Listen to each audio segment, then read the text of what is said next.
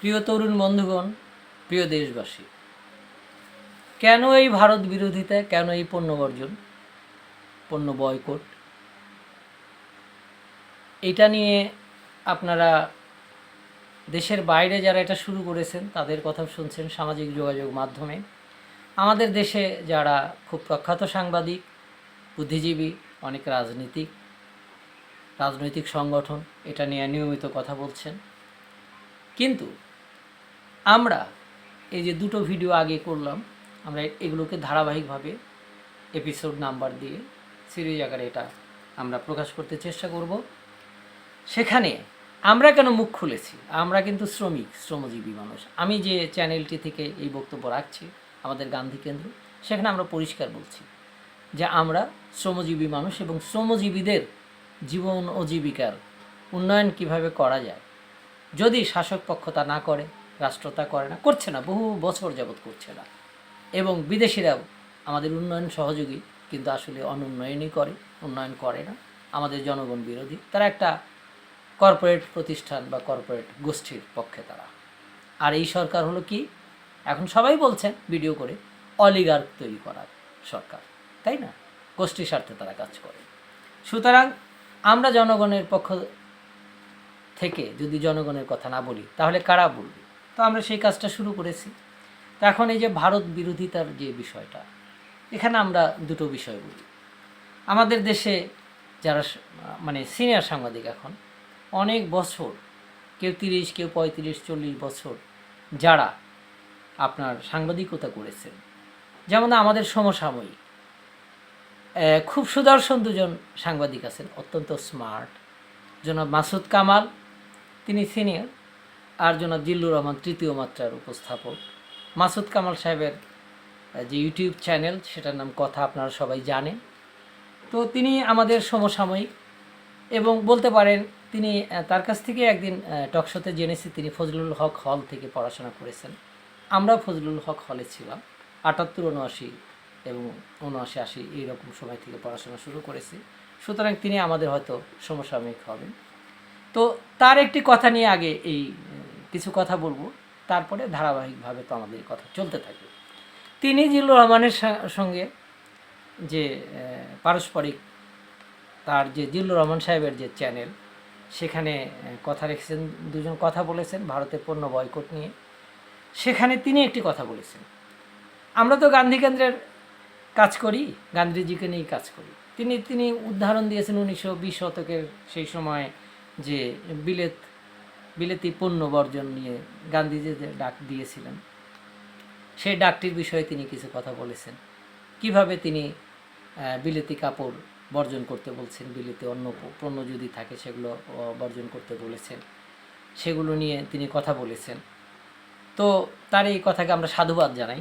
তবে তার কথার সঙ্গে আমরা একটু যোগ করে দিতে চাই, তার বিরোধিতাও করাও নয়, মতবিরোধের তো প্রশ্নই ওঠে না মাসুদ কামাল সাহেবের সঙ্গে এবং জিল্লুর রহমান সাহেবের সঙ্গে, কিন্তু একটু যোগ করব। সেটা হলো, এটা গুরুত্বপূর্ণ বিষয়, কারণ আমরা এই বিষয়ে কাজ করি, গবেষণা করি, প্রত্যক্ষভাবে কাজ করি, সেজন্য আমরা বলছি। সেটা হলো যে তিনি পণ্য বর্জন করেছেন, বিলেতি পণ্য বর্জন করেছেন, বিলেতি কাপড় পুড়িয়ে দেওয়া হয়েছে, এটা সবাই জানে, কারণ তখন ব্রিটিশ খেদানোর আন্দোলন চলতেছিল। কিন্তু তিনি শুধু ওই বিলেতি পণ্য বর্জনের আন্দোলন করেন নাই, এটা মাসুদ কামাল সাহেবও জানেন, হয়তো সময় হয়নি, বলেননি, কিন্তু আমরা বলছি। সেটা হলো কি, উনি স্বদেশী আন্দোলন করেছেন। স্বদেশী আন্দোলনের মূল কথা ছিল যে আমরা বিদেশি এই বিশেষ করে বিলেতের মিলের তৈরি কাপড় আগ্রাসন করলে আমাদের যে টেক্সটাইল, যেটা মূলত হ্যান্ডলুম, হাতের হস্তচালিত যে শিল্প, এটা নষ্ট হয়ে যাবে, এটা উনি চাননি। সেজন্য তিনি কী করেছেন, তো এই স্বদেশী আন্দোলনের কিন্তু দুটো দিক আছে। এখন আমরা যদি সেটা না বলি, শুধু পণ্য বর্জন করা হয়েছে তখন এবং এখন বাংলাদেশে পণ্য বর্জন করা হচ্ছে, এই জন্য এটা ঠিক তা না। এখানে একটা কোরিলেশন করতে হবে, সেই জায়গা আছে। হয়তো আমাদের ভিডিও শোনার পরে যদি উনি শোনার ওনার সুযোগ হয়, মাসুদ কামাল সাহেব আমাদের সঙ্গে একমত হবেন যে স্বদেশী আন্দোলনের দুটো দিক ছিল। এই বিদেশি পণ্য তো বর্জন করবই, কিন্তু সেই পণ্য আবার আমরা তৈরি করব, এবং সেই স্বদেশিয়ানা সত্যাগ্রহ অহিংসা আন্দোলনের সেই প্রেক্ষিতে আজকে এত বছর পরেও ভারতে দেখবেন একটি লোকও বিনা টিকিটে রেলে ভ্রমণ করে না। অর্থাৎ আমাদের দেশেও কিন্তু স্লোগান দেওয়া হয়েছে অনেকবার, স্বদেশি পণ্য কিনা হন ধন্য। কিনেছে কি স্বদেশি পণ্য? অধিকাংশ লোক, সব লোক কিনেছে কিনা? কেনে নাই, একটা অংশ কিনেছে। আমাদের বিদেশি পণ্যের প্রতি কী ধরনের আকাঙ্ক্ষা, এই পণ্য বর্জনের ডাক দিছেন, তারপরেই কি পরিমাণ লোক ভারতে গিয়ে বাজার করেছে আমরা জানি।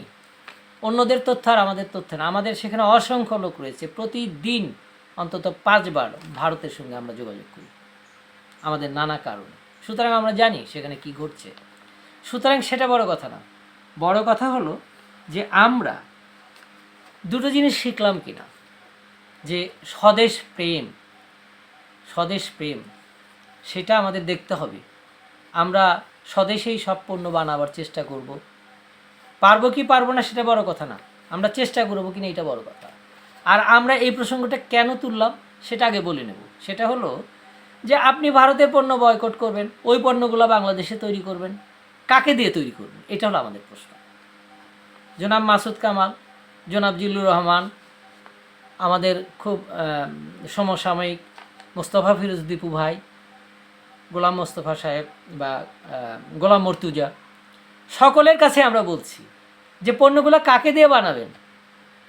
কর্পোরেট প্রতিষ্ঠান দিয়ে, স্কয়ার দিয়ে, বেক্সিমকো দিয়ে, ওই এস আলমকে দিয়ে, আবুল হাশেমকে দিয়ে, ওই বসুন্ধরা গ্রুপকে দিয়ে, যমুনা গ্রুপকে দিয়ে? নো, তাতে হবে না।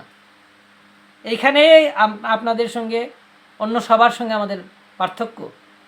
আমরা চাই এই পণ্য বানাবে দরিদ্র মানুষেরাই, যারা এই পণ্যগুলো বর্জন করবে তারাই এগুলো বানাবে। সেই ব্যবস্থাটা কে করবে? কিভাবে করবে? কিভাবে সেই রাজনৈতিক চাপ তৈরি করা হবে? কই সে বিষয়ে তো আপনারা কথা বলছেন না। আপনারা শুধু কি বলছেন? রাজনীতি, 14 সালের নির্বাচন, 18 সালের নির্বাচন, 24 সালের নির্বাচন হয়ে তো গেল, 10 বছর তো গেল।